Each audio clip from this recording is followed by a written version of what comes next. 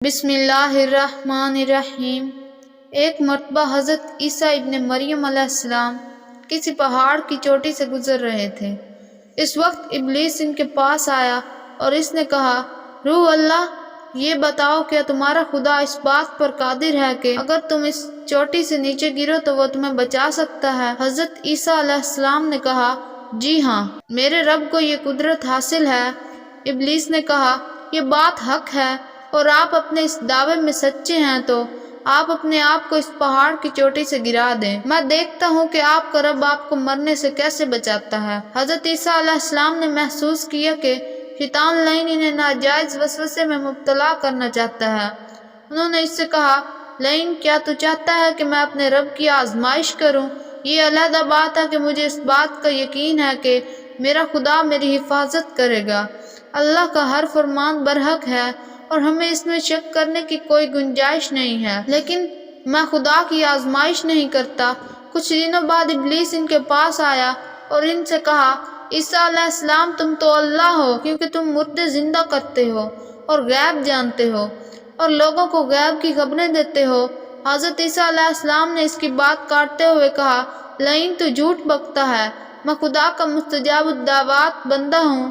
اللہ میری دعائیں قبول کرتا ہے اور اسی کے حکم سے مردے زندہ ہوتے ہیں، اور جہاں تک غیب کی باتوں کا تعلق ہے تو خدا مجھے غیب کی اطلاع دیتا ہے، میں لوگوں کو اس کی خبر دیتا ہوں۔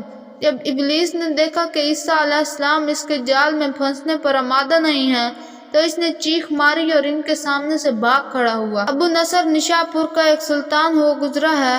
ایک مرتبہ وہ لاؤ لشکر سمیت اپنے دارالحکومت میں داخل ہو رہا تھا کہ ایک مکان سے کاری کی آواز نے اسے چونکا دیا۔ ابو نصر قرآن سننے کے لیے رک گیا۔ قاری نے دلسوز آواز میں سورۃ آل عمران کی آیت نمبر 26 کی تلاوت کی۔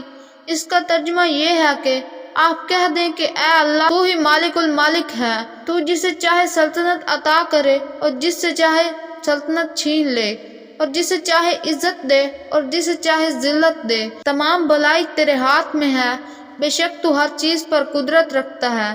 اس آیت مجیدہ نے سلطان کے دل پر گہرا اثر کیا۔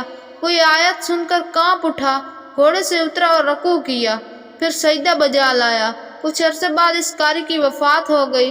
اس کے ایک دوست نے خواب میں قاری کو دیکھا کہ خدا نے اسے جنت میں عظیم مقام عطا کیا ہے۔ اس نے قاری سے پوچھا کہ تجھے یہ مقام کس وجہ سے نصیب ہوا؟ قاری نے جواب دیا، میں تو ایک بدکار اور گنہگار انسان تھا، میرے نامہ اعمال میں کوئی خاص نیکیاں نہیں تھی، مگر اس کے باوجود خدا نے مجھ پر خصوصی کرم کیا اور مجھے یہ مقام عطا کیا۔ اور خدا نے مجھ سے فرمایا، تو نے دنیا میں ایک سلطان کو ہماری عظمت یاد دلائی تھی، اس کی وجہ سے ہم آج تجھ پر رحم کر رہے ہیں اور آج تجھے بلند مقام عطا کرتے ہیں۔ جی ہاں، اللہ تعالیٰ کا فرمان ہے، تم مجھے یاد کرو، میں تمہیں یاد کروں گا۔ پرانے زمانے میں انطاکیہ ایک بہت بڑا شہر تھا۔ یہ شہر ایشیائے کوچک میں واقع تھا۔ اس شہر کی لمبائی 12 میل تھی اور اس میں انسانوں کی ایک بھاری تعداد قیام پذیر تھی۔ انطاکیہ شہر کے لوگ گمراہ اور ظالم تھے، وہ ستاروں اور بتوں کی پوجا کرتے تھے۔ اللہ تعالیٰ نے ان کی ہدایت کے لیے ان کے پاس 2 نبی بھیجے۔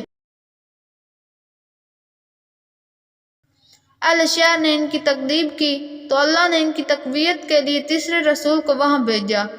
چنانچہ تینوں انبیاء نے لوگوں کو خدا کے راستے کی دعوت دی اور شہر کے گوشے گوشے میں انہوں نے تبلیغ دین کی، لوگوں کو توحید کی دعوت دی، معاد اور یوم قیامت سے آگاہ کیا اور انہیں عذاب خداوندی سے خبردار کیا۔ اہل شہر بڑے بدبخت تھے۔ 3 انبیاء کی مشترکہ تبلیغی کوششوں کا ان پر کوئی خاص اثر نہ ہوا اور پورے شہر میں صرف 40 افراد نے ہی دعوت حق کو قبول کیا۔ شہر کے دوسرے لوگوں نے تینوں انبیاء اور ان کے پیروکاروں کو پکڑ کر انہیں سخت اذیتیں دیں اور ظلم کی انتہا یہ کہی گئی کہ ان مظلوموں کی گردن میں سوراخ کر کے ان میں رسیاں ڈالی گئیں، اور شہر کے ظالم لوگ رقص و بسمل سے لطف اندوز ہوتے رہے۔ اس شہر میں ایک مرد مومن رہتا تھا جس کا نام حبیب النجار تھا۔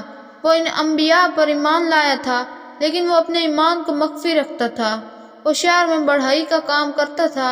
اسے جو مزدوری ملتی تھی وہ اس کو 2 حصوں میں تقسیم کرتا، ایک حصہ اپنے اہل خانہ کو کھلاتا اور دوسرا حصہ غربا اور مسکین میں تقسیم کرتا تھا۔ جب حبیب النجار کو اس ظلم کا پتہ چلا تو انہوں نے اپنی قوم کو تبلیغ کرتے ہوئے کہا، اے میری قوم، ان رسولوں کی پیروی کرو، ان کی اتباع کرو جو تم سے کوئی اجر نہیں مانگتے اور وہ راہ راست پر ہیں، اور میں کیوں نہ اس ذات کی بندگی کروں جس نے مجھے پیدا کیا اور جس کی طرف تم سب کو پلٹ کر جانا ہے۔ کیا میں اس ذات کے علاوہ کسی کو معبود بناؤں؟ جبکہ اگر خدائے رحمان مجھے ضرر پہنچانے کا ارادہ کر لے تو ان کی شفاعت مجھے کوئی فائدہ نہیں دے سکتی اور نہ وہ مجھے چھڑا سکتے ہیں، تب تو میں سری گمراہی میں مبتلا ہو جاؤں گا۔ میں تو تمہارے پروردگار پر ایمان لے آیا ہوں، لہٰذا میری بات سن لو۔ کیا میں اسے چھوڑ کر اسے معبود بنا لوں؟ حالانکہ اگر خدائے رحمان مجھے کوئی نقصان پہنچانا چاہے تو نہ ان کی شفاعت میرے کسی کام آ سکتی ہے اور نہ وہ مجھے چھڑا سکتے ہیں۔ اگر میں ایسا کروں تو میں واضح گمراہی میں مبتلا ہو جاؤں گا۔ میں تمہارے رب پر ایمان لے آیا، تم بھی میری بات مان لو۔ لیکن ظالم لوگوں نے ان کی بات پر کان نہ دھرے اور ان کی نصیحت سن کر خواب غفلت سے بیدار نہ ہوئے، بلکہ ظالم درندے یکدم ان پر ٹوٹ پڑے اور بیچارے کو اتنا مارا کہ اس کی آنتیں باہر نکل آئیں، پھر اس کا گلا دبا کر قتل کر دیا اور لاشا کو ایک کنواں میں ڈال کر اس میں مٹی ڈال دی گئی اور وہ کنواں اس کا مدفن بن گیا۔ بعض روایات کے مطابق ظالموں نے اسے پکڑ کر آری سے 2 حصوں میں تقسیم کیا۔ ایک اور روایت میں مذکور ہے کہ لوگوں نے اس کی گردن میں سوراخ کیا اور پھر اس میں رسی ڈالی اور پھر اسے سلیب پر چڑھا دیا جہاں اس کی موت واقع ہوئی۔ حبیب النجار کو موت سے قبل انبیاء دکھائی دیے تو اس نے یہ آخری الفاظ کہے، میں تمہارے رب پر ایمان لایا ہوں، میرے گواہ رہنا۔ اس کے بعد اس کی روح کف انصری سے پرواز کر گئی۔ اللہ تعالیٰ نے اس کی قربانی کو قبول کیا اور اسے عظیم ثواب دیا۔ اس کی روح جیسے ہی جسم سے جدا ہوئی تو اسے جنت بھیج دیا گیا، جیسا کہ قرآن مجید بیان کرتا ہے۔ حبیب النجار کو نیک انجام مبارک ہو۔ امید کرتی ہوں آپ کو ہماری آج کی ویڈیو اچھی لگی ہوگی۔ ویڈیو پسند آئے تو ویڈیو کو لائک کر دیں، چینل پر نئے ہیں تو چینل کو سبسکرائب کر دیں۔ ملتے ہیں کس نیکسٹ ویڈیو میں، تب تک کے لیے اللہ حافظ۔